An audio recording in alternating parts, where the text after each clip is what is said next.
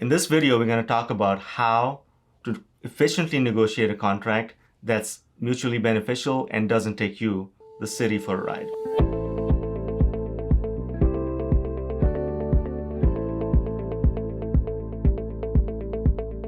Once you've selected your ERP solution through a proper selection process, you're now at this crucial juncture of selecting the vendor and negotiating a proper contract with them. A contract that is beneficial to you and the contractor. Typically, it doesn't start off that way. It's stacked against you and in favor of the vendor. When you have a vendor that's selected, the first thing you do is ask for a draft contract, right? And when you get it, of course, you're going to have your legal team involved with looking at the terms and conditions, and you have experts on staff, I'm sure, that can give you the T's and C's and how to word certain things. But here are a few things that in our experience are very critical to look out for as you go through the negotiation process. Because once again, this is a once in a career process, and especially when it comes to software as a solution vendor, you're probably going to be with them for a long time, if not forever. So here are the few things that you need to consider and make sure you have covered in a contract negotiation. The first thing, of course, is the scope of work. Is the vendor giving you what you asked for in your request for proposals? Is the contract speaking to the scope of work that you asked for? If you've asked for an end-to-end ERP solution and their contract talks about just permitting, there's a mismatch. You don't want to sign that contract. Make sure that the scope of work includes all of the services, all of the modules, everything that you asked for in that RFP process.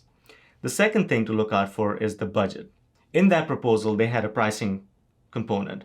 We need to make sure that that pricing component is the same one in the contract and that there are no discrepancies and that it still fits your budget. Payment terms are critical to negotiate in a contract. They're most likely stacked against you in the first draft of a contract that you receive. You have to make sure that you're not paying for things you're not getting, that you're not paying for things that you're not getting yet, that you're not paying for things that are not in scope and therefore should not be paid for. Balance of payments is critical, and the milestone payments are critical. In an ideal contract for a city or a county, all of these items should be in sync, they should all be balanced out, and you should not be paying for something you're not getting. For example, the vendor may ask you to pay an upfront fee for setting up the cloud services or a SaaS instance for you. While that may be true, you should not be forking out hundreds of thousands of dollars for something you don't get or not using upfront. So setup fees, negotiate that really hard. The second thing is the contract would probably say that you need to pay for certain modules or the annual SaaS fee upfront. Again, you have to really be careful on what you're getting for those fees. If the system's not set up, if you haven't even started implementation, what should you be paying for? When you meet certain milestones, you should be paying the vendor. For example, if you kicked off the project, the vendor can send you an invoice for the kickoff. If you met a milestone and said your accounts payables module is all set up and ready to use and the users are happy, that's a milestone you should be paying for. You should not be paying for anything that you're not getting or anything that was not in the original RFP unless there's a change order. The balance of payments should always be in your favor.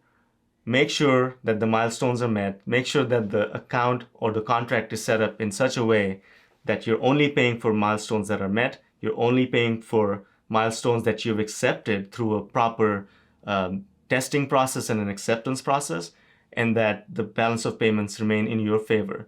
You don't want to be at the end of the project having paid every invoice that came in because the vendor sent it and the system not going live on time or it not being configured to your benefit. In that case, you don't really have any leverage against the vendor to get them to change those modules or processes. I've seen some contracts have liquidated damages. What are liquidated damages? If a vendor misrepresented themselves, lied to you, if they took you down this implementation path and their system doesn't do what you've asked it to do, there is no reason for you to go live on it. There is no reason for you to pay for these broken processes or misrepresentations. In that case, some contracts build in liquidated damages, meaning if you've agreed on a milestone and the milestone slips by a certain amount of time, these damages kick in where the vendor is supposed to give you back a percentage of your invoices or payments already made, and that way hold them accountable to meeting those milestones on time. Liquidated damages are a key component of keeping the vendor accountable and making sure the balance of payments and the contract is in your favor at all times. In some cases, we've seen contracts include optional modules. What that means is your RFP said we want a financials, HR payroll, land management solution. But you don't need a work order system right away. You can build in optional solutions. You can build in options to buy a certain thing with limits or options and timelines built in for how long pricing is valid. This method of contract negotiations is proven. We've saved our clients hundreds of thousands of dollars by using this methodology. If you're looking for more information or help on contract negotiations on your new ERP system, please give us a call.